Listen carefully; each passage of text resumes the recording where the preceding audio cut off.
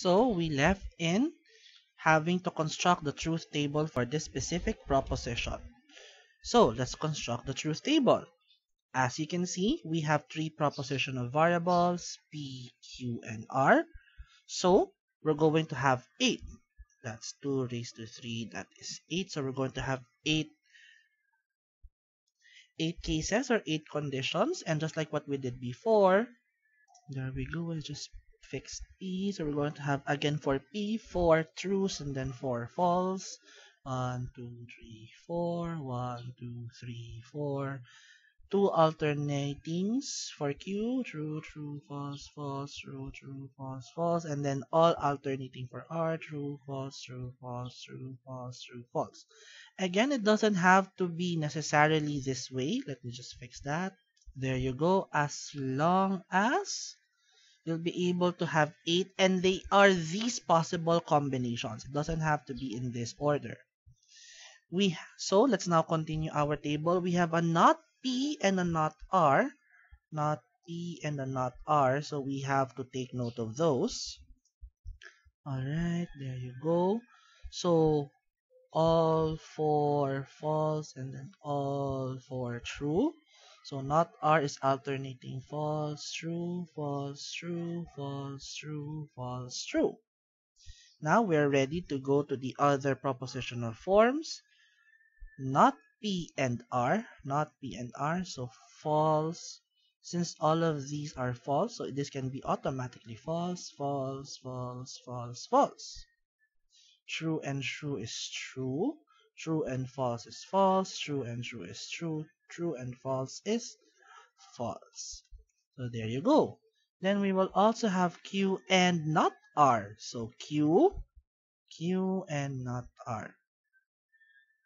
So we have true and false is false, true and true is true, false and false is false, false and true is false, true and false is false, true and true is true, false and false is false, false and true is false.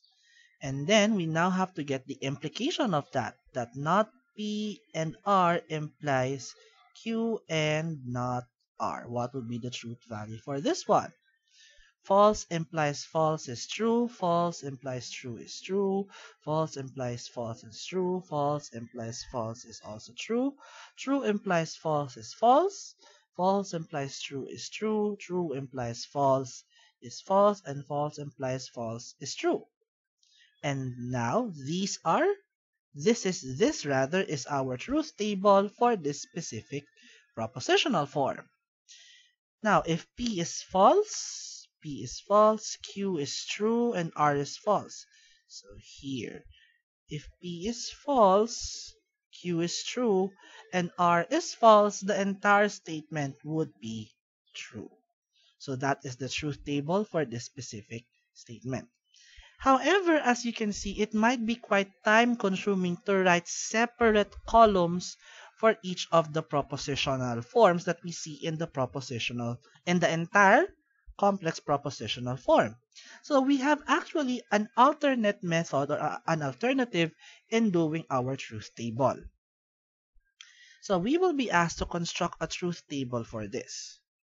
First, we would still need to construct columns for our propositional variables, and that is actually P and Q. So we'll have 1, 1, 0, 0, 1, 0, 1, 0.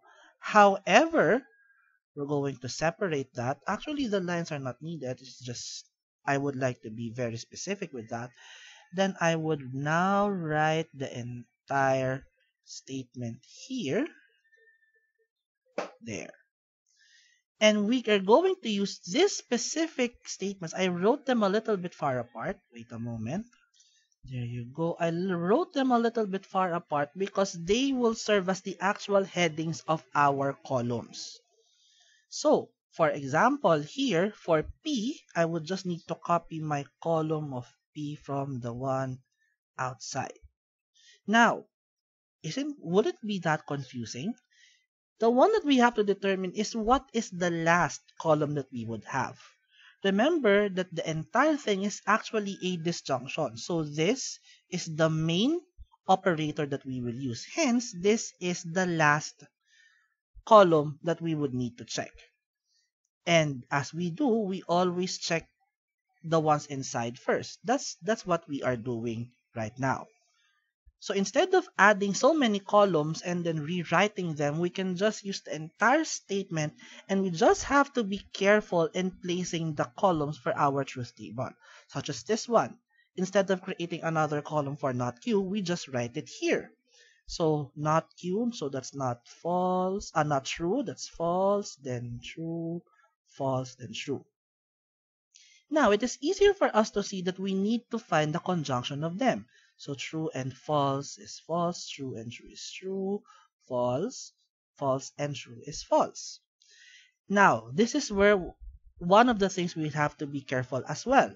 This is the one that we will negate. This column here is what we would have to negate because there's a negation there. It's not P, it's the encircled column.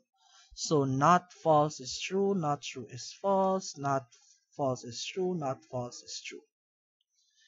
And remember that it's actually this column here, the one now in boxed, that will be disjuncted with P, because that is actually the truth value of this entire propositional form inside our square brackets. So true or true is true, true or false is true, false or true is true, false or true is true. So this is our alternative method of the truth table for this specific statement. And as we can see, all values, so this propositional form rather, whatever the propositional or the truth values of P or Q would be, it will always be true.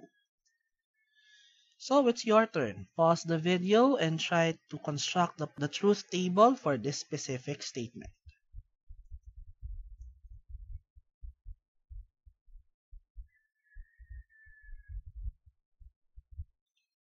Alright, so again, two propositional forms, P and Q.